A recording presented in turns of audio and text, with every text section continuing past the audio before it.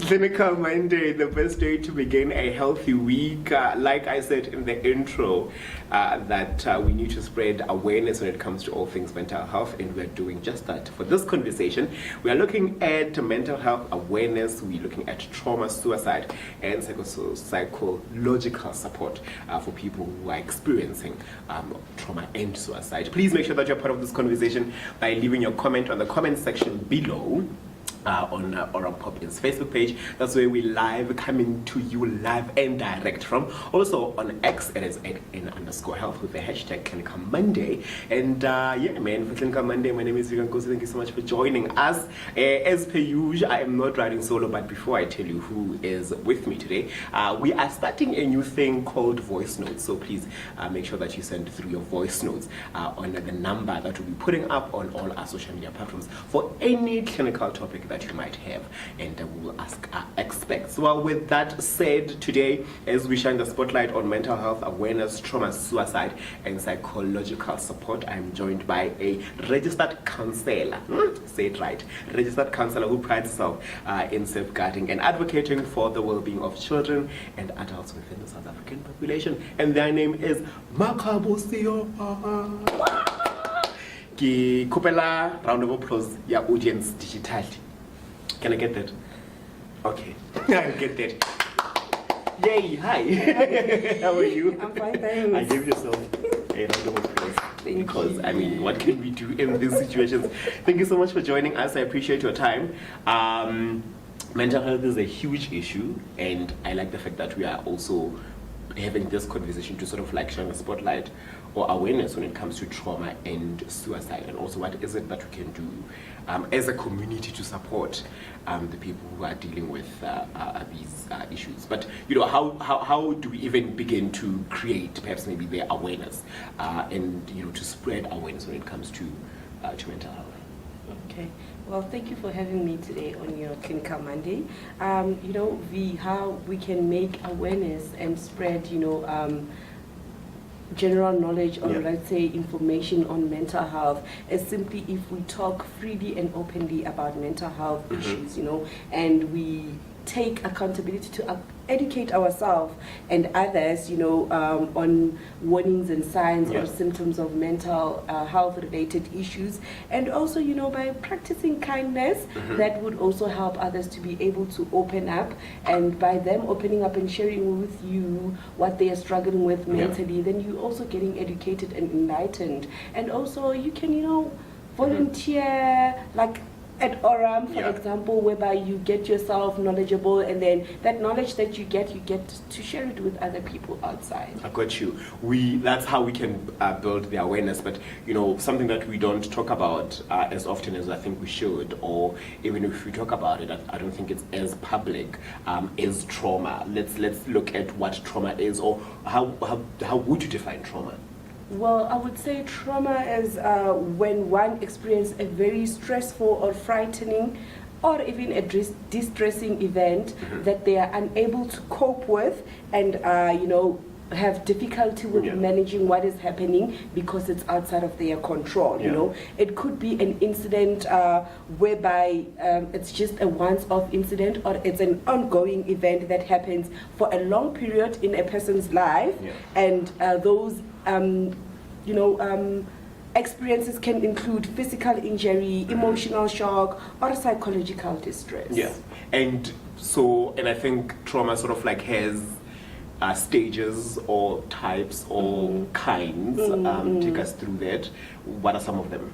Okay, we do have acute trauma, and we have chronic trauma, and we have complex trauma. So in terms of acute trauma, it's something that had just happened now, you know, and that caused an immediate distress. So it's a single event, like a car accident, you know. Yes, that could be an example of an acute trauma. or even a natural disaster. You know, when people go through floods, they go, yes, and then they face what we call acute trauma, because it's something that just happened that caused them emotional distress. And then we have chronic trauma, which it's defined or can be explained as a prolonged, repetitive, stressful event. You know, for example, this is an ongoing situation that happens more than once, you know, frequently, such as domestic violence or ongoing abuse. Ooh. So, and like I said, you don't even think that domestic or gender-based violence, so actually we don't even know what trauma is or how to define it or the kinds. We would just think that it's just an event that happens and there is really, we don't even know how to label it. But so we need to sort of like understand those types of traumas. Let's talk about the symptoms. You touched on acute, you touched on chronic. How do they look like? What do you need to look out for in terms of symptoms when you describe the trauma? Okay, we also need to understand that how a person reacts to trauma, it depends, you know, on the type and the severity of the traumatic event, you understand. So most common symptoms that we see that one has experienced trauma is when they have a high state of alert. Let's take an example whereby you got robbed, V, you know, that could be traumatic for you because maybe they held you know, a gunpoint to you. So lately these days, older Maya Motsileng, you know, you always become very high alert because of the traumatic incident. You know, you find yourself that there are also people who are emotionally numb because they are in a state of shock after trauma. That's why it's important for people to understand that during trauma it takes 2 to 3 days for a person to actually be able to realize the emotions that they are going through. So within the first day to 3 days after trauma, you're not sure what's happening. You can't even explain the emotion because you're in a state of shock. You're still shocked about what had happened. And also, again, you might find people who, you know, are very stressed, fatigued, anxiety because of what had happened. And, you know, we need to also understand that these symptoms or these signs, they are normal reactions that a body would go through after trauma. And that's also part of the healing of the trauma. You need to experience those emotions, those anxiety, those, you know, state of shock, those being alert so that you are able to recover from the trauma. Hectic. And also, you know, if we were to look into, you know, the signs of trauma, we have psychological impact. Trauma can also impact people psychologically in terms whereby they would have emotional responses, which are triggers of emotions like fears, you know, your sadness, your anger, feeling helpless, you know, feeling like you are panicking or you are in shock. And trauma can also affect you cognitively in a way whereby you find that it has affected your level of concentration, your ability to remember things. What? Yes. That's a bit scary, but happy is a question. The only audience. The only audience. Go ahead. No. Like, you know, I'm actually listening to what Makgabo is saying, and at the same time, I'm thinking about so many cases that are unresolved. Because the statement was not taken properly. And I'm making that statement because Makgabo said it takes up to 3 days, right? And sometimes your law enforcement want to have a statement now, because when to open the case now. When it gets to the prosecution, then the evidence is not enough, or the statement does not make sense, because now that means people give statements while they're still in a state of shock, anxiety and shock and all this. So I think we need people like Makgabo at various police stations to assist so that you know, to say, come back and make a statement to you when you are calm. Yeah, right. Or let's work on it as you go. You lower down your anxiety and all that, because it's hectic. I mean, also I think that's quite correct. But also, you know, when you're experiencing it, like you don't know what to do. You, like you said, you feel sometimes helpless. But I wanted to speak about then how do we get over it. But before that, I want to invite your questions. You know, on the comment section below. What are some of the the experiences that you had when you were traumatized, so to speak, or when you experienced what Makgabo is speaking about. You think people, we are always on the alert. I want to lie to you. I think anxiety is one of the biggest, if not strongest, signs or symptoms, and I think everybody's experiencing that, especially when you're part of the LGBTQI plus community. You get to experience those things. But what are some of the stories or say experiences that you've had when it comes to all things trauma? And we are diving into that. Please share with us your voice note and also comment on the comment section below, and don't forget that hashtag Clinical Monday. Let's focus on the LGBTQI plus community. Guys, there was a year, I think it was 2020, 2021, where the people who make up part of the LGBTQI plus community were dropping like flies, literally killed at every corner of South Africa. And some of these cases, even today, I think some of them are still not solved. I mean, the one that I can remember because we attended the court case was Lindubuhle Gele, right? And even though that was, they given the verdict, but I think we live in a state of anxiety and shock. But let's talk about that. Commons, or how common is it for people who are part of the LGBTQI? Well, I think it's very common for the LGBTQI community, to experience trauma. I mean, let's look at, for example, people who are, homophobic, people who would treat you unfair because of, your sexual orientation or your gender identity. I mean, how many people were denied opportunities to get jobs because they are, trans, because they are gay or lesbian people, you understand? So those things leave you they impact you in a way that you experience emotional distress in your life, you understand? That's traumatic, because then you get to ask yourself that, so does it mean that I'm never going to work because of who I identify myself as? That can be ongoing emotional distress for an individual. All the bullies that comes with coming out, you understand? Those things can lead to trauma. And I mean, research has shown that individuals within the LGBT community do experience high levels of traumatic events. I mean, as compared to the cisgenders and the straight population, the lack of acceptance and hostility towards these identities within the society, the harassment, the violence, the sexual abuse, and all the traumas from our social medias and our, the stigmas and bias, together with the rejection, does contribute to trauma.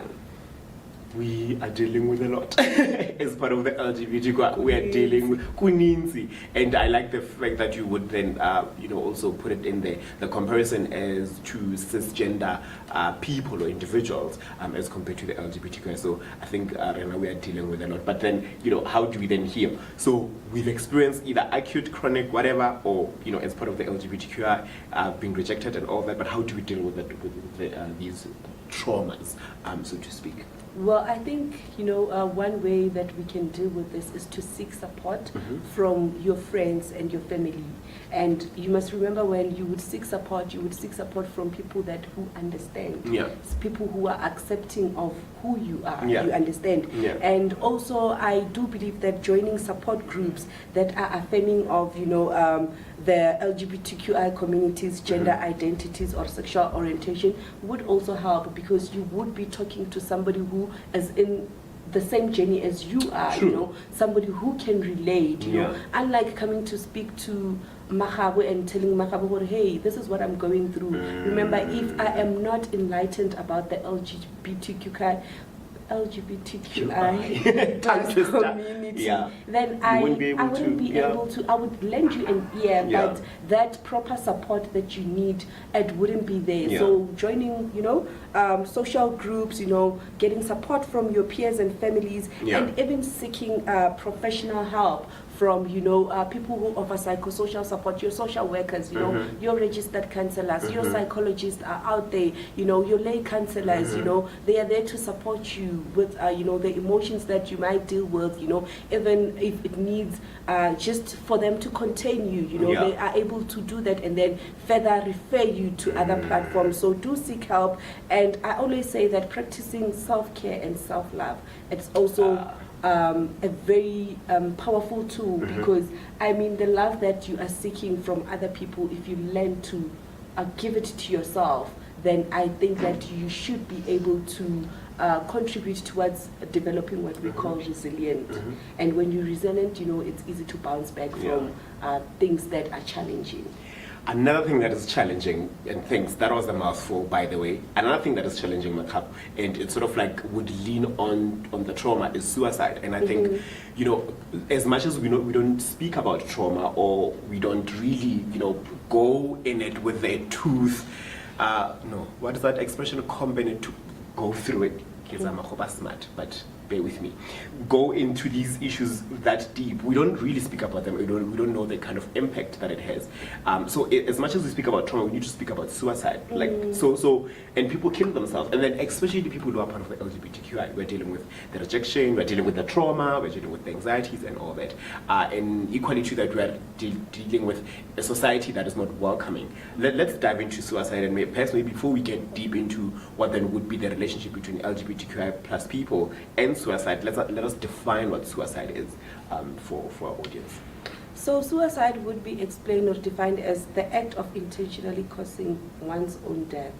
So you are self-harming yourself with the intention to take away your life. That's the simple way of defining suicide. I might be suicidal. What should I look out for? Or I might be in a group of people who are suicidal, or somebody might be suicidal. What should be the things that tick or show us that, hey, this person is suicidal? Well, often symptoms about people who are suicidal is that they talk about dying. Yes, I would constantly have a conversation with you, and I'll be like, if I was dead, this wouldn't be happening, maybe if I would die, this would be better. Because people would say, "Reswaning mara." No, like you must also remember the context I get in which we would say it. Maybe hara reswaning is because 2 minutes, But every time when I speak to you, I'm always consistent about dying and feeling guilt or shame, and I'm a burden to my family. Why don't I just die? Those are the signs. Okay, heavy. I know. I know. You know what I want to say? It's like, I want to know not how common. Because does this mean if it always crosses my mind that if I die, it's okay? Does this mean I'm suicidal? No, it doesn't. Remember when we defined suicide, we said you would act in an intentional way to take your own life. So if you're just having a thought whereby maybe it happened that you felt like why don't I just die? That's but maybe in a case where I can relate with that. Bottom line relate with. But now to a point that thought hangs in there to a point that even when you go to bed, you feel like, if I do not wake up, it's fine. I do not have issues with that. Should I die? Like a point where if you don't care anymore. Well, I think I will still say if you do not then act, or even your behavior does not change in a way where you find yourself researching ways to die or planning ways to die, then I wouldn't. It's not as severe as it is. It's just a thought, a suicidal thought that you have that you can then maybe consider looking for, assistance within the relevant profession. But now, if you are showing signs and also you are, planning to put it into action, then I think the intent. Yes, the intent to, end your own life, then that's when we would say you are, suicidal. In some cases, you find that other suicide cases are very impulsive. One wants to just kill themselves due to stress, due to relationship problems, due to maybe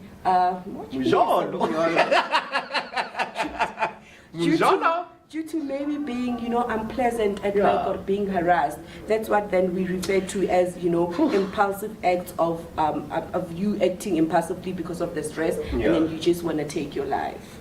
Guys, I think, we laugh about it, but I think it's quite serious in the sense that there are people that are actually thinking and are they have the intent to do it. They actually want to do it because of those reasons that you gave, and I think we need to be what is that? There's a sign on the side of the road when you're going to the airport.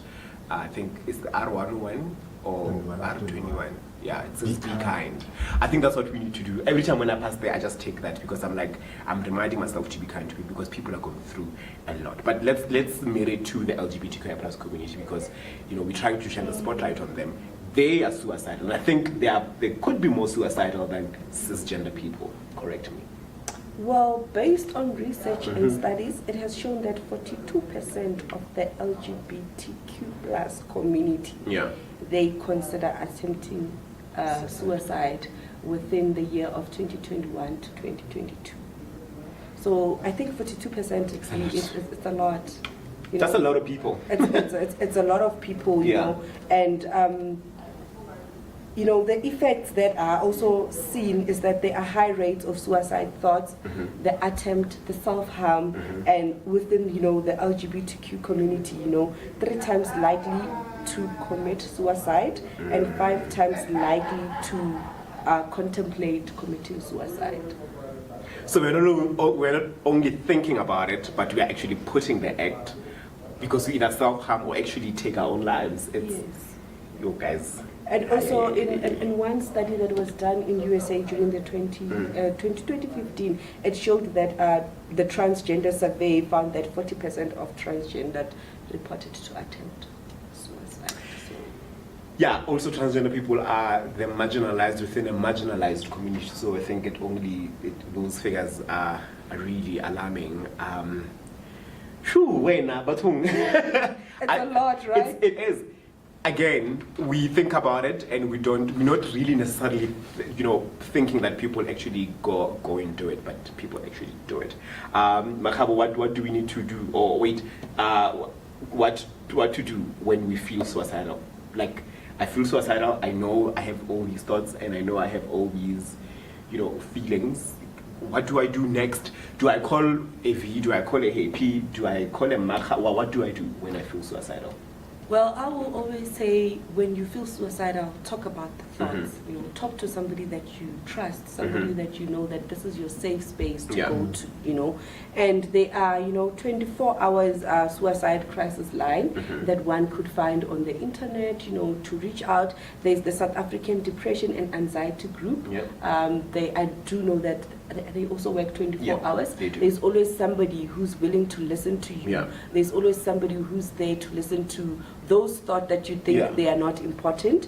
And what you can do is also, get safe now, by maybe getting through, I always say to my clients that when you feel like you want to die, like give yourself an activity that the next 5 minutes is very important. If I make it through the next 5 minutes, I can make it through. So basically, you will be challenging yourself to live for the next 5 minutes. Once you leave after that 5 minutes, you then reward yourself with something small, and then you push for the next 5 minutes. In that way, you are taking things minute by minute. You understand? So it does help. And also you can consider removing harmful things in your house. If you know that I have a knife and then I'm going to use it, get yourself a locker that you can lock, and then manditipa kia will come when you need those things to use, And also you can tell someone how you're feeling, like I did say, Other things that you can do is to distract yourself, if you feel that the feeling is intense, focus on equipping yourself with, self-harming techniques such as, it might sound funny, but taking an ice cube and you put in your hand, close your hand, allow the ice cube to melt, and then direct your thoughts into focusing on how cold the ice cube is in your hand. Then automatically when you redirect your thought process, you are shifting away from that thought of suicide. You understand? AP wants to say something before you continue. No, I'm saying brilliant because I can tell you those are the things that works. And, right. And I can tell you, like, your 24-hour helplines and all that, those are great, but the first ones actually are... The immediate ones. Yeah, the immediate ones, like, that person that you could go to now. And then, because also physical touch has a thing, right? Speaking to someone that you don't even know on the phone, it's good, but... If I were to speak to V now, Russia, and also I like the 5 minutes, leave up to 5 minutes. Because now... after 5 minutes would have covered a lot of things. Well, and you would, right?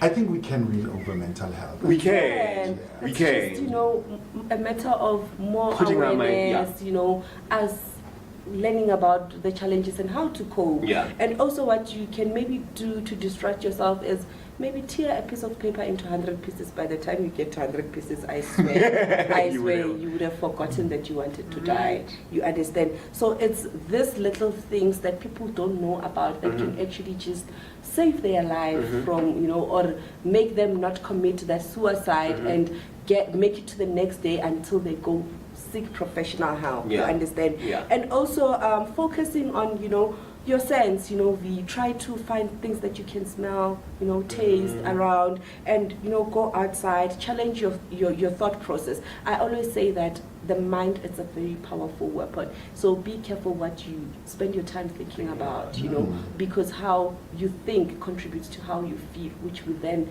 contribute to how you act. So Say that again for us How at the you- back there. Choir, how listen. you think will contribute to how you feel, which will then contribute to how you act. Don't you want to also What? talk about music?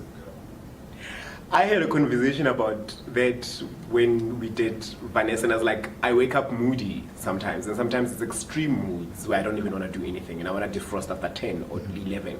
And I was like, what can I do? Because it's constant. She's like, play music. I'm like, I play music, but I play a different kind of genre. She's like, no, maybe change the genre. I don't listen to that kind of music, maybe. So I was like, should I play bomb? So, you know, so I think also music contributes. Yeah, It because does. also people don't interrogate what they listen to, and sometimes We don't. Yeah, sometimes I feel like people stay a little bit longer in Into- certain situations yeah. because of what they've been listening to and how you listen to a certain type of music, and you start thinking the situation, it's real and it's here to stay, and this is how I'm supposed to feel at this moment, and. I think also what Change the she's genre. saying about the music goes back to the things that you spend most of your Think. time on contributes a lot, guys. I always say we must be careful what we do with our time. You know, as much as ukabona ukareke 30 minutes, but that's a very long time. That's a very you know. long time. The things that you spend doing mostly contributes a lot to how one feels and how one acts. That's why I said when we defined trauma that, you know, also being kind does help. As you also did say, you know, good news, guys, let's practice kindness. It's a lot, right?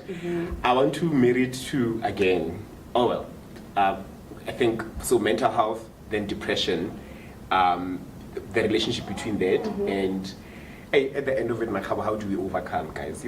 I think that's the most important, Do you want me to first answer the Yes, relation? yeah, Okay. let's start with the So relations. often people who commit suicide, they are dealing with more than, you know, they are dealing with a combination of mental health, you know, difficulties, plus the difficulty of life events. You know, for a person to commit suicide, there's either, you know, depression. You know, there's either substance abuse there because of there's a lot of things that are happening within their life, and they constantly feel that they can't survive, they can't cope. You understand? And also suicide, it's often seen with people who are related to psychiatric disorders like your major depression, you understand, like people who have your schizophrenia, you know, and other psychiatric disorders. Those people are often most likely to commit suicide, you know, and 5 to 8% of, you know, mental health disorders like depression, you know, your alcohol abuse and your schizophrenia are most likely to contribute to suicide. You understand? And as I did say, how we overcome, it's us teaching ourselves on how to equip ourselves with, you know, self-harming coping mechanisms, you know, us being able to talk to the next person, you know, us trying to listen to better music to cheer ourselves up, you know, guarding our thoughts, you know. Small things. Yes, and if you can see that it's severe, today you think about dying, tomorrow still you think about dying, in the third day you also want to act, then seek professional help so that you can find somebody who will be able to assist you, you know. There are clinics out there, you know, there are hospitals out there, you know, there are like, within the community, there is a pop-in in every province, right? And these people, they do outreach.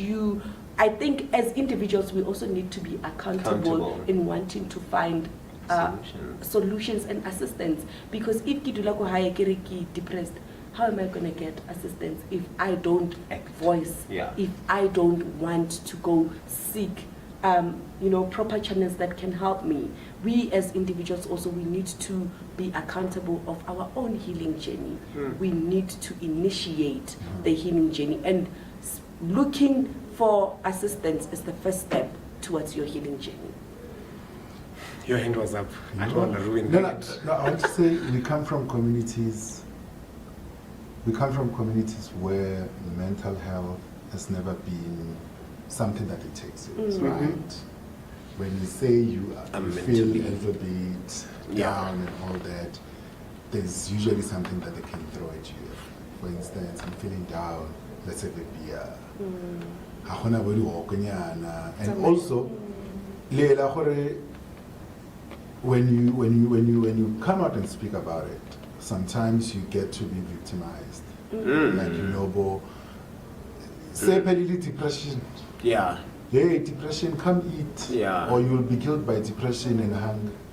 And all that. So how do we also change the scene in I don't want to say black communities, but black communities, because I feel like I know I don't have study to prove that, but I feel like that's where the problem is. And also, we've never created spaces, man, to iron out issues of mental health. And when one comes out and say, this is how I'm feeling, we want to try justify it in a way. So how do we change the scene? The scene. I think, what we are doing, this mental awareness, can change the scene at home, because the more people know and become enlightened and knowledgeable about these things, the less they would stop taking them for mockery. You understand? If I would give you an example with my own mother, my brother. My brother always, when he would see me, was like, "Hey, the refugee guy," and I'm like, "You would stop. Nobody is crazy. They are just, mentally unstable, emotionally, struggling. So nobody's mad." Till today, now he understands. He does not say it anymore. So you see, I had to educate him for him to understand. So I would say within our communities, those that are aware, those that have the information, teach others about these things. Then we will all be, knowledgeable and enlightened. Psycho-education, guys, very important. Yeah, I think that will be great, because like sometimes you find yourself in a certain situation and you do not want to talk to anybody, because you fear what the next person is going to say. I remember, I think it was 2018 or 2017 there. When I was on antidepressants for a good 6 months or more, and nobody noticed anything. And by then, at some point, I thought maybe people pick it up, but vibes every day and all that. I'm like, okay, cool. Also, if you were to tell them now, then they would think, but also we were fine yesterday drinking. What's wrong now? What happened? Right? How people think certain situations are tied with certain times. And it's not then they end up not even opening up to people. So we also, yesterday I had a thought, I'm like, maybe also amongst ourselves as friends, when we are sitting, man, instead of us always talking about men and women, let's talk about this thing. We share ideas.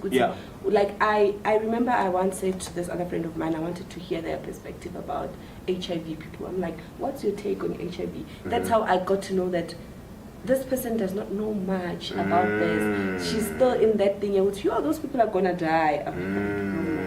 So I think also, having such conversations amongst ourselves, then it helps. Word of mouth. I know you and I talk about these things a lot, and that's why we brought you here on Clinical Monday to speak about such, and I hope that it has sort of like shined a spotlight in your little corner if you're feeling down, depressed, and out. And man, those are the tools that we need to take upon ourselves to deal with mental health, especially when we look at trauma and suicide, looking also at the LGBTQIA+ community.